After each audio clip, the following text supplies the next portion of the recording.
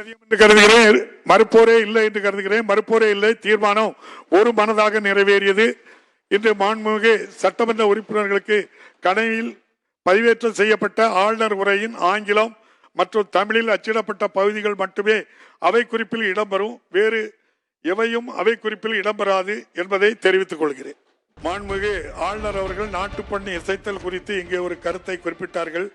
அது தொடர்பாகவும் பின்வரும் விவரங்களை தெரிவிக்க கடமைப்பட்டுள்ளேன். நாட்டுப்பண்ணி இசைத்தல் குறித்து நம்முடைய மாண்புமிகு ஆளுநர் அவர்கள் எனக்கு கடந்த ஆண்டே கடிதம் எழுதி இந்த பிரச்சனையை ஏற்கனவே தீர்க்கப்பட்டு விட்டது. ஆளுநர் உரை என்ற இன்றைய நிகழ்வு என்பது அரசமைப்பு சட்டம் உறுப்பு 176/1 கீழான மாண்புமிகு ஆளுநருக்கு உள்ள கடமை. அந்த கடமையை நிறைவேற்ற இன்றைக்கு மாண்புமிகு ஆளுநர் அவர்கள் இப்பேரவைக்கு வருகை தந்துள்ளார்கள். அது நிறைவேற்றப்பட்டு விட்டது. இப்பேரவை எப்போதும் மரபுகளை மதித்து பின்பற்றி வருகின்றது.